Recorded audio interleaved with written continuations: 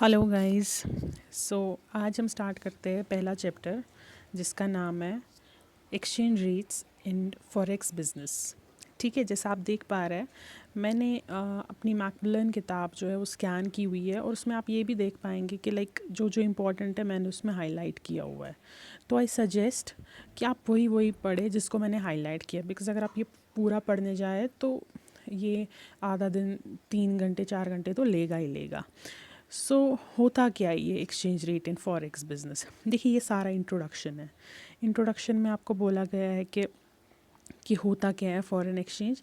ये इतना बड़ा पैराग्राफ पढ़ने की ज़रूरत नहीं है, सीधे हम पहुंचते हैं फॉरेन एक्सचेंज है क्या। तो फॉरेन एक्सचेंज मैनेजमेंट एक्ट जो फेमा है, जिससे पहले फॉरेन एक्सचेंज रेगुलेशन एक्ट होता था, लेकिन उसमें बहुत सारी रेस्ट्रिक्शंस होती थी। लाइक ग्लोबल ट्रेड में रेस्ट्रिक्शन होती थी, इंपोर्ट ड्यूटीज़, बहुत सारी ड्यूटीज़ ना, वो रेट्स वगैरह उन पे लगती थी, जिसकी वजह से ट्रेड रिस्ट्रिक्ट होता था। उसको फिर मतलब ख़त्म कर दिया गया और फिर फॉरेन एक्सचेंज मैनेजमेंट एक्ट आ गया।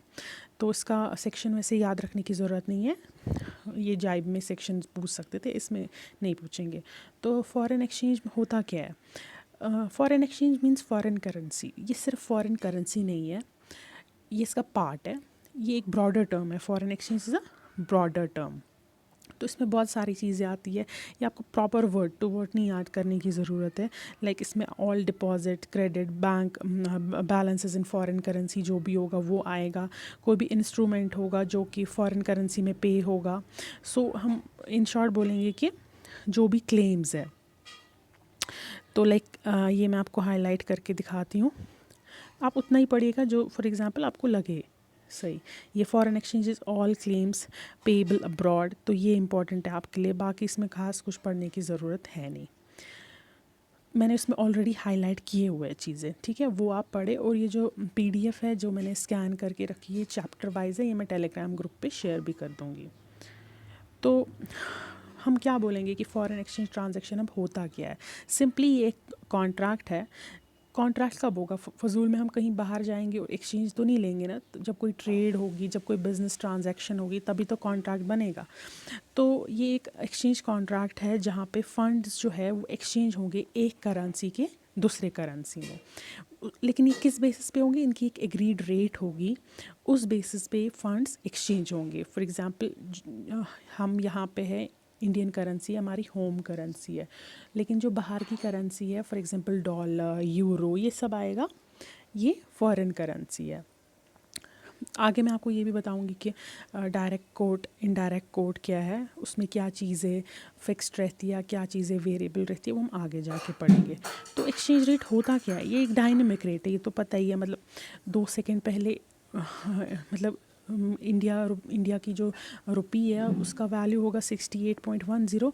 2 सेकेंड बाद में, मतलब within a blink of an eye, वो 68.12 भी हो सकता है, 68.9 भी हो सकता है, मतलब कम भी हो सकता है, बढ़ भी सकता है। तो बहुत ज़्यादा डायनेमिक है, यही बोला गया है। बाकी इसमें उतना करने की ज़रूरत है नहीं। फॉरेन एक्सचेंज मार्केट क्या होता है, मार्केट हमें कुछ भी, फॉर एग्जांपल नॉर्मली हम मार्केट देखेंगे, वहाँ पे क्या होता है, वहाँ पे शॉपकीपर्स होते हैं, कस्टमर्स होते हैं, बाकी सारे इन्वॉल्व होता है। तो उसी तरीके से फॉरेन एक्सचेंज मार्केट में भी वो एक लार्ज स्पेक्ट्रम है जहाँ की ये मार्केट पार्टिसिपेंट्स होते हैं। लाइक इंडिविजुअल होता है, बिजनेस एंटिटी होती है, कमर्शियल और इन्वेस्टमेंट बैंक्स होता है, सेंट्रल बैंक्स होता है, बहुत सारे लाइक आर्बिट्रेजर्स, स्पेक्यूलेटर्स, ये सारे होते हैं जो कि बाय और सेल कर देते हैं करेंसी। तो कोई भी पर्सन जो ख़रीदे और बेचे करेंसी, वो हमारी फॉरेन एक्सचेंज मार्केट में इंक्लूड होगा।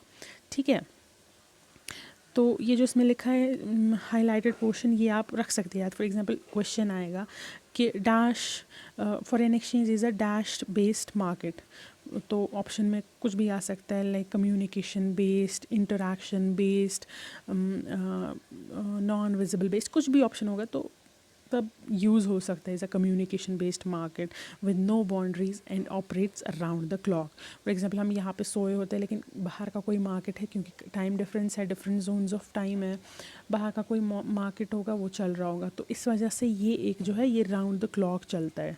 ठीक है, तो फॉरेक्स मार्केट जो है वो डायनेमिक है, जो मैंने पहले बोला कि एक्सचेंज रेट 2 सेकंड पहले इतना होगा, तो विद इन अ सेकेंड वो चेंज हो जाता है और राउंड द क्लॉक चलता है बिकॉज टाइम जोन्स डिफरेंट है।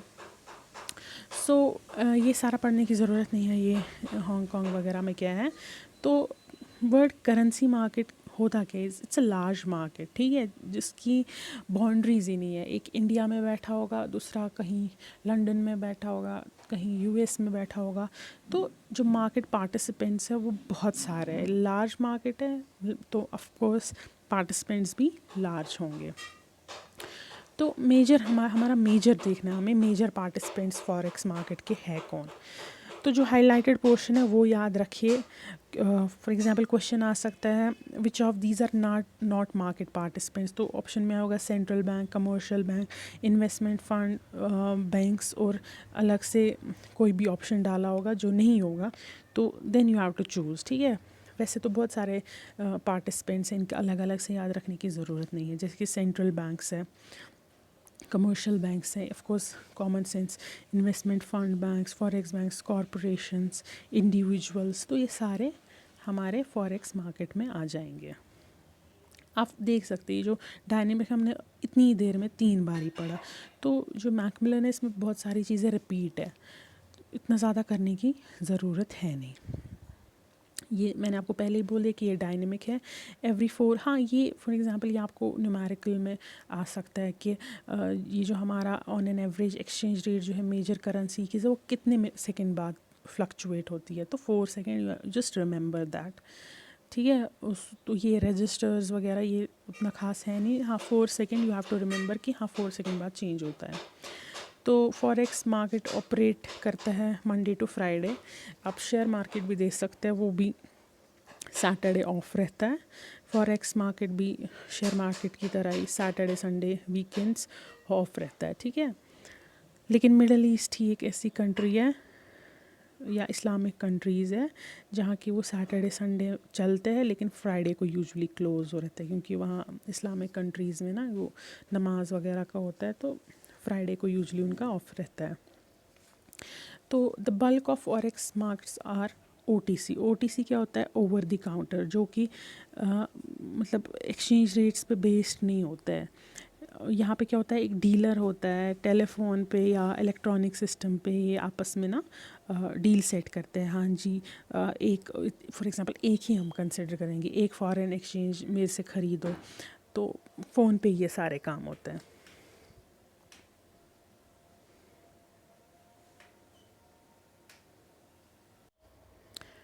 तो अब हम देखते हैं इसके कैरेक्टरिस्टिक्स क्या है। देखो ये आपको खुद ही पता है, इसमें याद करने की कोई ज़रूरत है नहीं।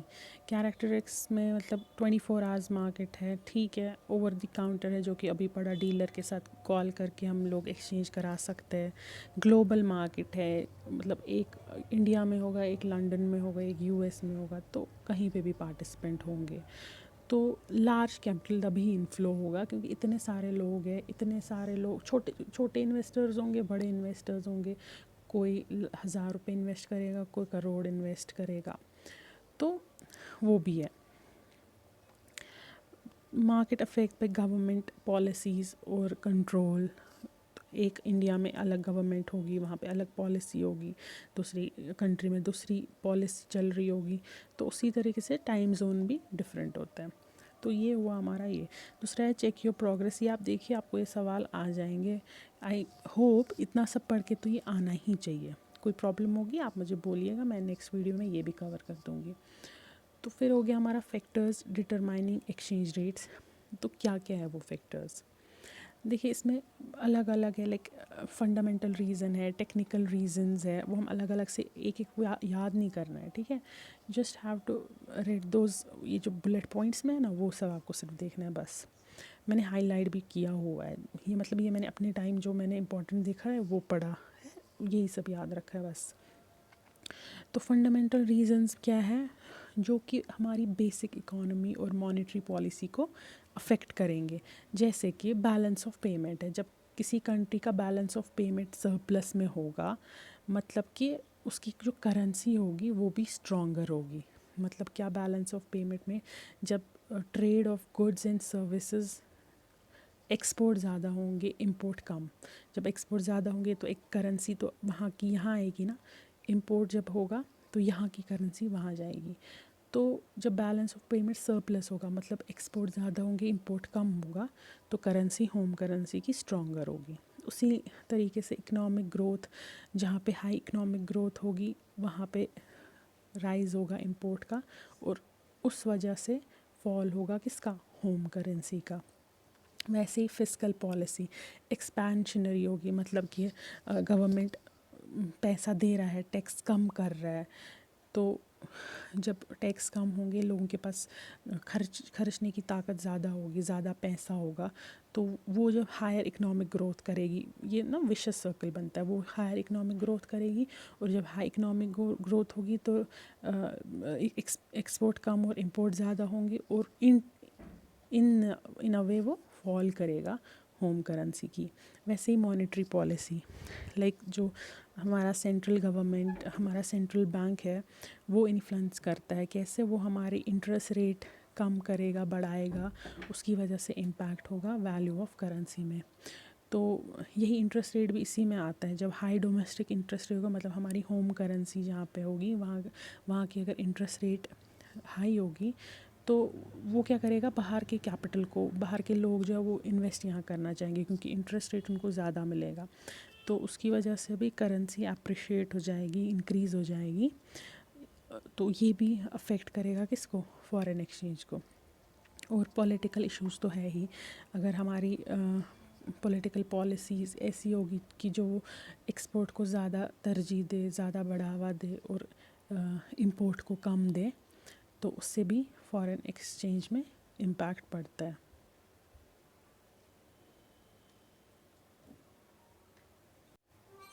दूसरा है टेक्निकल रीज़न। इसमें सिर्फ इतना ही आपको याद रखना है कि क्या टेक्निकल रीज़न है, क्या कि गवर्नमेंट, जो मैंने अभी बोला पॉलिटिकल पॉलिसी, उसी तरीके से गवर्नमेंट कंट्रोल करेगा। उसकी वजह से जब गवर्नमेंट कंट्रोल करेगा तो या तो वायलेंट मूवमेंट होगी एक्सचेंज रेट में, अगर रेस्ट्रिक्शन होगी तो एक्सचेंज रेट उतना ज़्यादा नहीं अफेक्ट होगा और कम मूवमेंट हो जाएगी कैपिटल की। ये टेक्निकल रीज़न है। दूसरा हुआ स्पेकुलेशन। स्पेकुलेशन मतलब अज्यूम करना कि करेंसी बढ़ेगी घटेगी। तो क्या होता है, जब कोई एक्सपेक्टेशन होगी कि करेंसी जो है वो कम हो जाएगी, तो लोग क्या करते हैं, वो पहले ही बेच देते हैं कि चलो कहीं नुकसान ना हो जाए, वो शॉर्ट सेल कर देते हैं।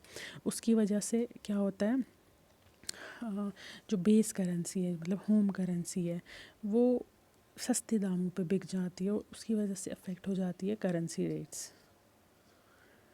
हो गया ये। फिर है हमारा एक्सचेंज रेट मैकेनिज़्म। इसमें आपको यही देखना है कि बहुत सिंपल टर्म्स है ये, बाकी ऊपर का ना पड़े।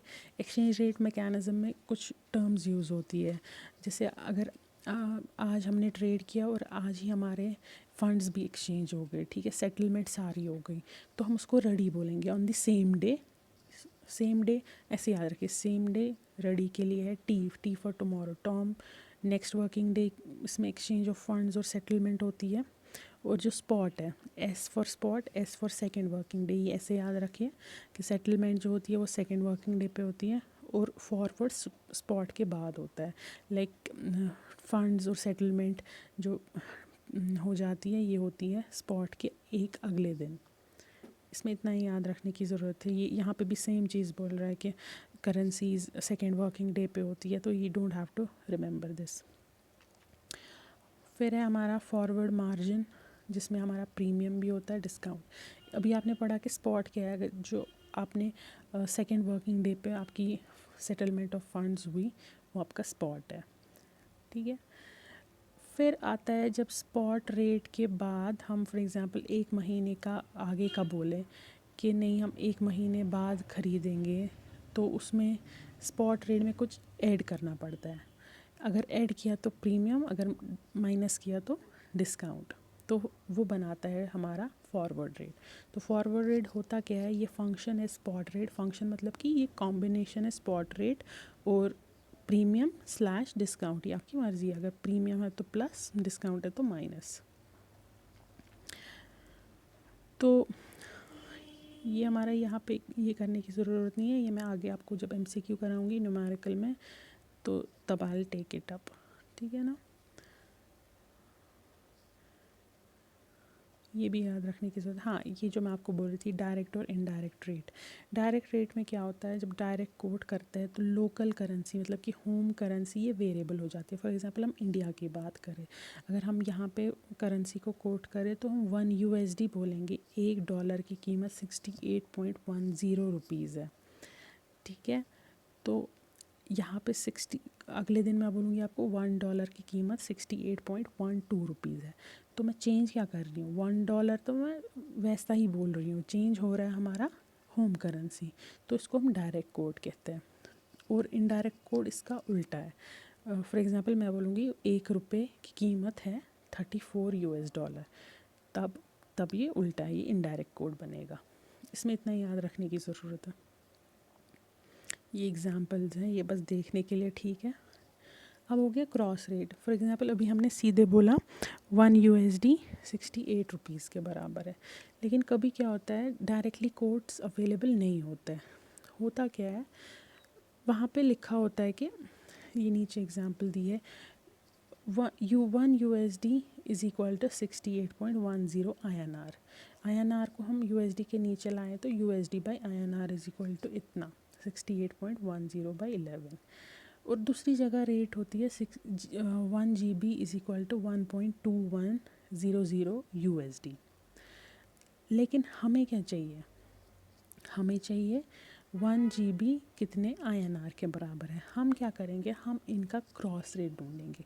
क्रॉस रेट मतलब हम ऐसे करेंगे कि जो एक न्यूमरेटर और एक डिनोमिनेटर है वो कैंसिल हो जाए और हमें मिले GB/INR।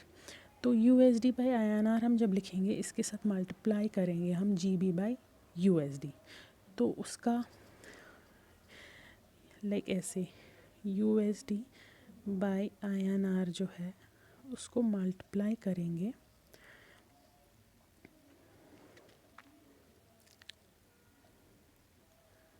GBP/USD, तो होगा क्या, ये USD के साथ कट जाएगा और हमारे पास क्या बचेगा, GBP/INR, ये हमारे पास बचेगा। यही यहाँ पे दिखाया हुआ है कि GB/INR इसके बराबर हो गया।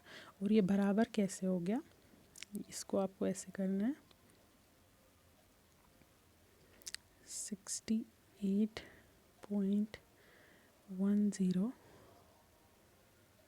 को मल्टीप्लाई करना है 1.2100, तो वो आपको इसका आंसर दे देगा। तो हो गया ये भी। फिर हमारा फ्लोटिंग वर्सेस फिक्स्ड रेट, ये क्या है, ये कॉमन सेंस है। फ्लोटिंग वो है जो चेंज होता रहेगा, फिक्स्ड वो है जो एक ही चीज़ रहेगी, एक ही उस पे रहेगी, पोजीशन पे। तो फिक्स्ड रेट कौन सेट करता है, ये हमारे मॉनेटरी अथॉरिटीज़ जो होते हैं करेंसी के, वो करते हैं। और फ्लोटिंग रेट में क्या होता है, वैल्यू ऑफ करेंसी फिक्स्ड में हमारा तो मॉनेटरी अथॉरिटी करेंगे, वो बोलेंगे 10 तो 10, वो बोलेंगे 20 तो 20। लेकिन फ्लोटिंग में क्या है, ये मार्केट पे डिपेंड होती है, इसमें सप्लाई और डिमांड के जो फैक्टर्स हैं वो कंसिडर किए जाते हैं और फिर एक रेट निकल के आती है। ये एक चीज़ याद रखिए, composition of currencies in the market was decided upon on a trade weight basis। ये एक सवाल आ सकता है कि किस बेसिस पे कंपोजिशन करेंसीज जो होती है वो बास्केट में, मतलब बास्केट मतलब कि हमें कुछ करेंसीज लेनी है, उसकी जो कंपोजिशन है मतलब उसकी जो चॉइस है वो किस पे डिपेंड होगी, वो ट्रेड वेट पे बेसिस है। मतलब कि जो रिलेशनशिप है कंट्रीज़ की करेंसीज में उस पे, जैसे कोई करेंसी सस्ती होगी कोई महंगी होगी उस बेसिस पे। तो बिड एंड ऑफर रेट, इसका एक याद करने का क्या ये है, B for bid, B for buying. Bid rate buying rate के लिए यूज़ होती है और ऑफ़र रेट, ऑफ़र के LMNOPQRS, ओ के नज़दीक एस है ना, तो ओ के लिए एस। ऑफ़र रेट होता है sell rate. B for buying, B होता है bid, B for buying rate. तो ऐसे याद करेंगे तो इजी रहेगा। हो गया ये भी। चेन रूल में जो हमने पीछे पढ़ा क्रॉस रेट की GB बाई INR होता है, और उसको हम चेन रूल के हिसाब से अगर हमारे पास INR बाई USD होगा, ये दो अलग अलग रेट है, GB by USD direct rate नहीं है, तो हम ये काट के हम चेन रूल को यूज़ करके इन दो रेट्स पे पहुंचते हैं।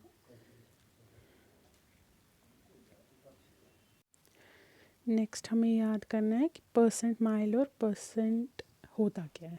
परसेंट सीधे हम नहीं कहते कि डिस्काउंट उसको 20% मिला, तो वो क्या होता है 20/100 या 10% मिला। परसेंट मुझे लगता है ईजिली आपको याद रहेगा। तो परसेंट होता है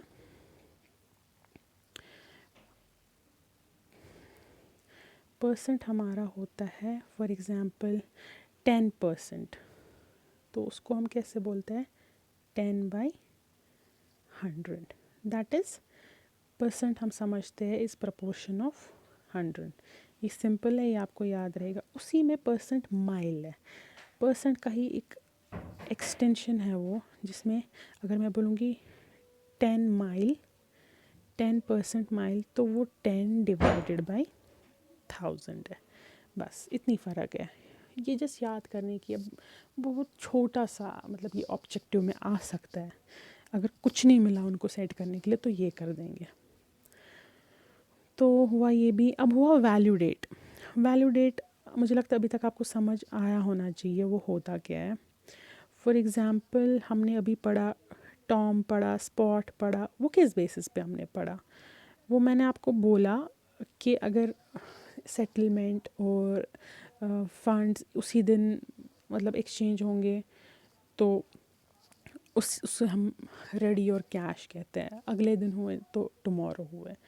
तो उसमें हमें समझ आना चाहिए कि जो ये वैल्यू डेट है, ये उस डेट को बोलते हैं जहाँ पेमेंट ऑफ फंड्स, और या चलो पेमेंट ऑफ फंड नहीं, उसकी एंट्री जो होती है वो अकाउंट में एक्चुअली इफ़ेक्ट होती है।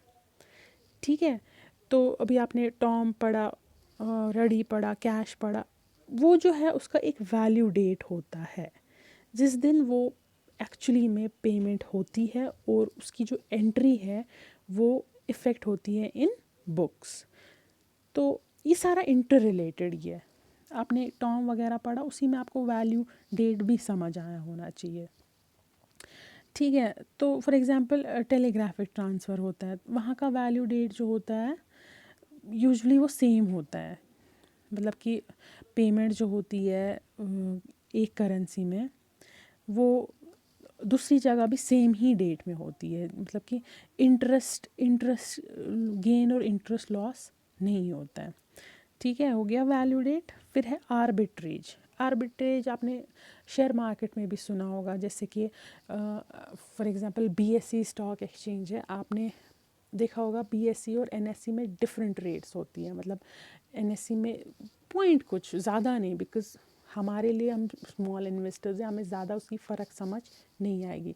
लेकिन जो ह्यूज इन्वेस्टर्स हैं, लार्ज इन्वेस्टर करोड़ों में वो इन्वेस्ट करते हैं, उनके लिए 0.20 या 0.02% भी जो है वो बहुत बहुत फ़र्क क्रिएट करती है। तो क्या होता है, वो क्या करते हैं, वो डिफरेंट मार्केट्स में शेयर ट्रेडिंग करते हैं, ताकि अगर BSE में कम हो 0.02% ही कम हो जाए उनका शेयर, लेकिन NSE में वो बेच दे, वो 0.002 नहीं तो चलो 0.001 ही कवर कर दे। वैसे ही हमारा आर्बिट्रेज होता है फॉरेन एक्सचेंज में। आर्बिट्रेज में क्या होता है, वहाँ पे बाइंग और सेलिंग होती है, चाहे वो करेंसी हो, वो कमोडिटी हो, या कुछ भी हो, एक से ज़्यादा मार्केट में। क्यों? ताकि ये जो टेम्पररी एक थोड़ी सी फ़र्क आती है 0.002%, 0.2%, उसका फ़ायदा उठाने के लिए। तो आर्बिट्रेज हम क्या कहते हैं, हम इसको मिटिगेशन ऑफ रिस्क भी कहते हैं। मिटिगेशन ऑफ रिस्क कैसे? अगर एक जगह कहीं आपकी करेंसी कम हो गई, उसको आप दूसरी जगह से कवर अप कर पाते, तो हुआ mitigation of risk he. Arbitrage का आपको कभी एग्ज़ाम में पूछ सकते हैं कि फॉरेन करेंसी में मिटिगेशन होता कैसे है, तो उसका आंसर आप आर्बिट्रेज बोल सकते हैं। इसमें इतना ही है, इतना पैराग्राफ है, you don't have to read it. क्यों आप इतनी एनर्जी वेस्ट करें, इतने सारे चैप्टर्स है, इतने सारे न्यूमेरिकल है जो इस चैप्टर से पूछा जाए। बट हाँ, आइडिया सबका होना चाहिए। तो ऐसे अब आ गया हमारा foreign exchange dealing room operation. ये सबसे लीस्ट इम्पॉर्टेंट टॉपिक आज से ये है, बट हाँ पता होनी चाहिए। तो होता क्या, जैसे हर एक जगह ऑफिस में देखा जाए, एक ऑपरेटर होता है, एक प्रोडक्शन ऑफिसर होता है, ऐसे अलग अलग पर्सनल्स होते हैं, उनके अलग अलग रोल्स होते हैं। वैसे हमारा फॉरेन एक्सचेंज में भी है डीलिंग रूम ऑपरेशंस। तो होता क्या वहाँ पे एक, जैसे हमारे बैंक में हमें एक सर्विस ब्रांच होती है, हम लोग उनके कैश चीज़ें हो, नेफ्ट हो, हमें उनकी डिफरेंट चीज़ें देखनी पड़ती है। वैसे ही यहाँ पे एक होती है सर्विस ब्रांच जो देखता है कस्टमर्स को अलग अलग ब्रांचेस से, डिवीजन से, कि उनको क्या बाई करना है, क्या सेल करना है, उनकी फॉरेन एक्सचेंज जो करेंसी है, उनकी असेट्स लाइबिलिटीज़ कैसे मैनेज करना है, nostro account, our account with you जिसको कहा जाता है, ये कैसे मैनेज करे। तो ये सारे जो ये फंक्शंस हैं, ये कौन देखता है? Dealing room operator. अब इसके अलग अलग, एक ही बंदा तो ये देखेगा नहीं, इसके अलग अलग डिपार्टमेंट्स है, डिविजन्स है। तो वो कैसे होगा वो देखते हैं। तो डीलर जो हमारा, पहले हमने फॉरेन एक्सचेंज में देखा डीलिंग रूम ऑपरेशन है, उसके मेन 2 पोजीशंस होते हैं, लाइक फंड पोजीशन और करेंसी पोजीशन। फंड पोजीशन होता क्या है? सीधे inflow and outflow of fund देखना, कि रिसीव कितना करना है, पे कितना करना है। अगर कोई मिसमैच होगा रिसीवेबल और एक लेने में और देने में, वो क्या होगा, उसमें इंटरेस्ट रेट रिस्क पैदा होती है, तो वो उसको मैनेज करना होता है। दूसरा है करेंसी पोजीशन। उसमें क्या है, अगर करेंसी ओवर ब्रॉड करे, आपको ये ऐसे समझ ज़्यादा आएगा नहीं इसमें। जैसे शेयर, मैं आपको शेयर्स की इसलिए एग्जांपल देती हूँ क्योंकि मुझे लगता है बैंकर्स थोड़ा देख लेते हैं, चाहे फिर इन्वेस्ट किया हो नहीं किया हो, देखते हैं शेयर मार्केट के साथ कभी ना कभी किसी ने किया ही होता है। तो या आपने वो देखी होगी, वो एक मूवी आई थी हर्षद मेहता की, तो ये थोड़े वर्ड्स आपने देखे होंगे, वो शॉर्ट सेल करता है। तो उसमें यही जो करेंसी पोजीशन है, जब कभी ओवर बॉट और ओवर सोल्ड हो जाती है, वो मैनेज करता है। लाइक उनका एक लिमिट होता है कि आप इतना मतलब ओवर ब्रॉड कर सकते हो, इतना सेल कर सकते हो। तो वो उसको देखना होता है कि ओवरऑल हमारी नेट पोजीशन है क्या।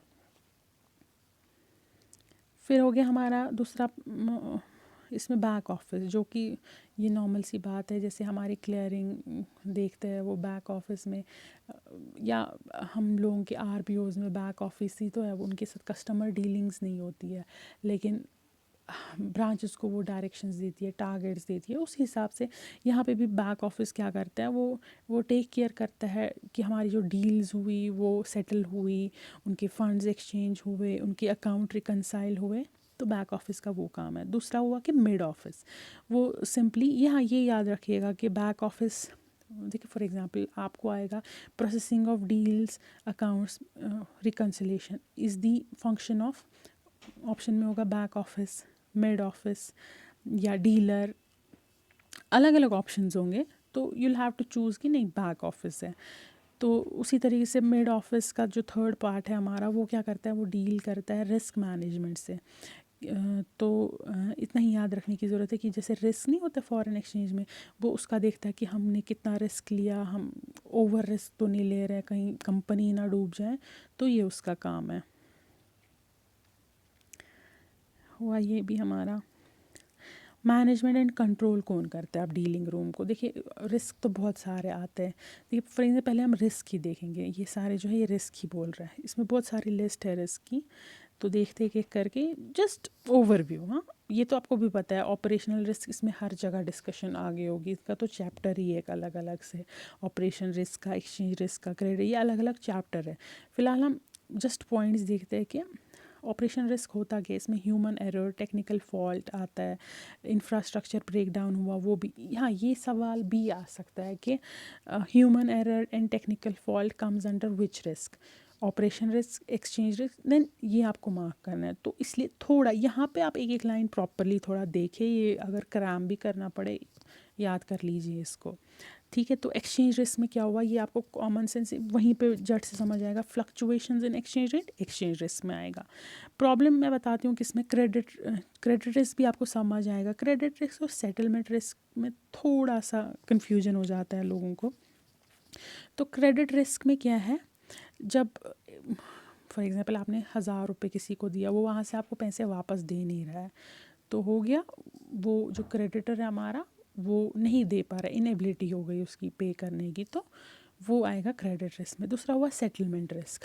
क्रेडिट रिस्क में यूजुअली फंड्स इन्वॉल्व है, यही एक फ़र्क है।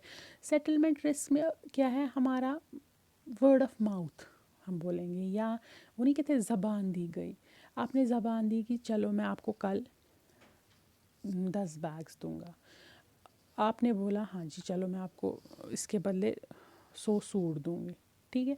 एक पार्टी ने अपना 10 बैग तो दिया लेकिन वो 100 सूट नहीं दे पाया, छोड़िए इसमें मनी भी ला सकते हैं, हम मनी भी लाएंगे, ठीक है। यहाँ से आपने बोला 10 बैग, उसने कहा मैं 100 रुपये दूंगा, अब उसने 100 रुपये दिए लेकिन आप 10 बैग नहीं ले पाए, मतलब कि इसमें आपकी बिजनेस ट्रांजैक्शन थी, उसमें एक पार्टी ने अपने ट्रांजैक्शन कंप्लीट किया, दूसरे ने नहीं किया, ये सेटलमेंट में आएगा। लेकिन क्रेडिट रिस्क क्या होता है, इसमें आप फंड्स देते हैं किसी को, इसमें दूसरी पार्टी की कोई ऑब्लिगेशन नहीं होती, आप एक को फंड देते हैं, उसी को वापस देना है, नहीं दे पाया तो क्रेडिट रिस्क। सेटलमेंट में दो पार्टीज़ को अपनी अपनी जगह पे ट्रांजैक्शंस करनी होती है। फिर हुआ लिक्विडिटी रिस्क। लिक्विडिटी मतलब आपके पास, आप ऐसा नहीं है कि आप दे ही नहीं पा रहे हैं मगर अभी नहीं दे पा रहे। फॉर एग्ज़ाम्पल आप तो बहुत अमीर हैं, आपको मैंने कहा मुझे 100 रुपये दो, आपके पास तो 1 लाख का मकान है, आप चाहो तो आप मुझे 100 क्या, आप मुझे 100 के 10 नोट ऐसे दो। लेकिन इशू ये है कि आपके मकान का ख़रीदार कब आएगा, कैसे आप वो बेचेंगे, वो सब आएगा लिक्विडिटी रिस्क में, कि पैसे तो है लेकिन लिक्विड नहीं है, वो कैश फॉर्म में नहीं है कि वो आपको दे दे। उसी तरीके से अब है दूसरा गैप रिस्क, जिसको हम इंटरेस्ट रेट रिस्क भी बोलते हैं। इसमें क्या, अभी जो हमने पढ़ा कि स्पॉट रेट होती है, फॉरवर्ड रेट होती है, तो क्या होता है बैंक के लिए यूजुअली नहीं होता है पॉसिबल कि वो मैच करे अपना फॉरवर्ड परचेस और सेल। तो क्या होता है, परचेस और सेल जो है वो डिफरेंट वैल्यू डेट्स पे हो जाती है। आज आपने परचेज़ किया, सेल अगले दिन हुआ, तो बैंक को क्या होता है, उनका जो एक्सचेंज फ्रंट है ना उसमें मिसमैच हो जाता है। जैसे कि mismatch at a future date between its assets and liabilities, वो देती है गैप हमें। असेट्स एंड लाइबिलिटीज़ क्या है, असेट फॉर एग्जांपल हमने कुछ सेल किया और हमारे पास पैसा आया, वो हमारा एसेट है। लेकिन लाइबिलिटी क्या है, हमने कुछ परचेज़ किया, हम उसको पे नहीं कर पाए, तो वहाँ पे गैप आती है। मतलब असेट और लाइबिलिटी की जो गैप है वो उसको हम गैप रिस्क और इंटरेस्ट रेट रिस्क कहते हैं। तो हुआ ये भी। मार्केट रिस्क हो गया। मार्केट रिस्क तो समझ में ही आता है सिंपली कि मार्केट में फॉर एग्जांपल सप्लाई बढ़ गई, ठीक है, या डिमांड बढ़ गई, तो क्या हो गया, जब सप्लाई बढ़ गई, लोग बोलेंगे आप कौन खरीदेगा, आप सारे ही तो दे रहे हैं, खरीदेगा कौन, तो प्राइस कम हो जाता है। या डिमांड बढ़ गई, सब लोग मांग रहे हैं, अरे कोई तो दो, कोई तो दो, कोई तो दो हमें इंडिया का रुपी। जब सारे ही मांग रहे, देने वाला है नहीं कोई, तो क्या हो जाता है, इसकी डिमांड बढ़ जाती है। तो फॉर एग्ज़ाम्पल अभी मैं टमेटो बेच रही हूँ 10 रुपये में, जब सारे मांगेंगे मुझे, मैं सिर्फ अकेला हूँ, जो मैं सेलर हूँ, मैं इकलौता हूँ, मैं चाहूँ तो मैं 10 रुपये की जगह 20 रुपये भेजूँगा। उसी तरीके से एक्सचेंज रेट में भी होता है। दूसरा हुआ लीगल रिस्क, कि मतलब वहाँ पे क्या पॉलिसी चल रही होगी, कॉन्ट्रैक्ट क्या होगा। दूसरा हुआ सिस्टमैटिक रिस्क, कि जैसे एक बैंक फेल हो जाता है, वो बैंक रप्ट हो जाता है, ठीक है, उसका असर बाकी पे भी पड़ जाता है। तो जो बाकी काउंटर पार्टीज़ है, फॉर एग्जांपल बैंक में हज़ारों लोगों के पैसे होंगे, अगर बैंक बैठ गया तो बाकी जो लोग हैं उनके भी पैसे जाएंगे, उन पे भी अफेक्ट होगा, तो ये सिस्टमैटिक रिस्क है। दूसरा हुआ हमारा कंट्री रिस्क। कंट्री रिस्क और लीगल रिस्क ऑलमोस्ट सेम ही है। मतलब कंट्री रिस्क में आएगा कि हमारी गवर्नमेंट की पॉलिसीज़ वहाँ क्या है, रेस्ट्रिक्ट कर रही है फॉरेन एक्सचेंज मूवमेंट या बढ़ावा दे रही है, तो वो भी अफेक्ट करेगा। सोवरेन रिस्क क्या है? ये एक सब रिस्क है कि ओवरऑल कंट्री रिस्क का ही एक सब रिस्क है, जहाँ पे क्या होता है, स्टेट ओन्ड एंटिटीज़ जो होती है वो अपना लाइक सोवरेन स्टेटस क्लेम करती है। सोवरेन स्टेटस मतलब जैसे कि वो बोलती है कि हम कंट्री से बिल्कुल अलग है, इनके साथ अगर कुछ हुआ हमें कोई अफेक्ट नहीं होना चाहिए उससे, अगर उनकी रिकवरी होगी हमें उसमें कोई ऑब्लिगेशन नहीं होनी चाहिए। तो सोवरेन स्टेटस जो है उससे भी क्या होता है, फॉरेन एक्सचेंज में असर आता है। दूसरा ये आरबीआई और फेडाई गाइडलाइंस, ये आप ऊपर ऊपर से ही पढ़िएगा, ये बहुत सारी है। आरबीआई तो हमारा सेंट्रल बैंक है, ये हमारी गाइडलाइंस देता है ऑथराइज डीलर्स को फॉरेन एक्सचेंज और ये क्या कहते हैं एक्सचेंज ट्रांजैक्शंस को डील करने के लिए कोई गाइडलाइंस दी हुई है इन्होंने, तो वो देखनी होती है। ये यूजुअली इशू होती है ऑथराइज डीलर्स को, जिनको लाइसेंस मिली होती है, लाइक बैंक्स है, ऑल इंडिया फाइनेंशियल इंस्टीट्यूशन है जो कि फॉरेन एक्सचेंज के साथ डील करते हैं, उनके लिए ये गाइडलाइंस है। ये गाइडलाइंस उनके लिए भी है जो मनी चेंजर नहीं होते हैं, उनके लिए भी ये गाइडलाइंस है। तो ऑथराइज डीलर्स जो है वो वो कुछ तीन कैटेगरीज में डिवाइड हुआ है, जैसे authorised person category 1, authorise person category 2 और कैटेगरी 3। ये बस ऊपर ऊपर से पड़ेगा, इसमें ज़्यादा देखने की ज़रूरत है। इसमें like authorise dealer financial institution ये किस में आता है, ये कैटेगरी 1 में आता है। मनी चेंजर्स किस में आता है, कैटेगरी 2 में। और कैटेगरी 3 में कौन से आएंगे, वो एंटिटीज़ जो डील करते हैं नोट्स और ट्रैवलर्स चेक के साथ। तो ये है, ये इंपॉर्टेंट उतना नहीं है। दूसरा है foreign exchange dealer association of India, FEDAI, इसका फुल फॉर्म याद रखिएगा, ये पूछ सकते हैं। तो ये नॉन प्रॉफिट मेकिंग बॉडी होती है जो कि 1958 में बन गई आरबीआई के अप्रूवल के बाद, जिसमें ऑथराइज डीलर्स जो है वो उनके मेंबर्स होता है। तो क्या करते हैं आरबीआई ने क्या किया, इन सारे ऑथराइज डीलर्स जो है जो कि मेंबर्स है फेडाई के, इनको बनाया हुआ है मेंबर्स, और इनको मैंडेटरी है कि जो ये गाइडलाइंस दी है फेडाई ने वो फॉलो करें। तो फेडाई की गाइडलाइंस इसमें लिखी हुई है। ये जो है ना, ये चीज़ें ये थोड़ी याद रखें क्योंकि ये न्यूमेरिक मतलब एक एमसीक्यू में आ सकता है, बाकी ज़्यादा कुछ खास नहीं याद रखना है। ये चीज़ें याद रखनी है कि जो एक्सपोर्ट बिल है उनका जो अलाउड है ट्रांजिट पीरियड वो 25 डेज़ है।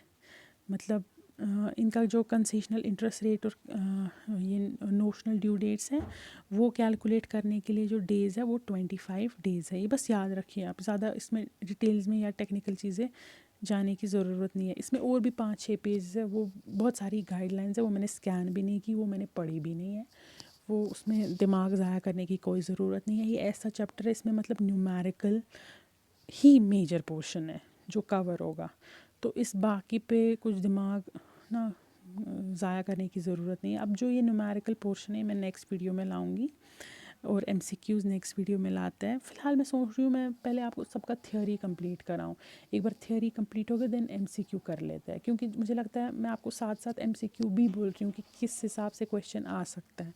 तो आप मुझे बोलिएगा क्या बेहतर आपको चाहिए, उसी अकॉर्डिंगली करते हैं। तो यहीं पे मैं आज का लेक्चर ख़त्म करती हूँ। आप मुझे बोलिएगा एमसीक्यू आपको चाहिए या सेकंड चैप्टर कंटिन्यू करें।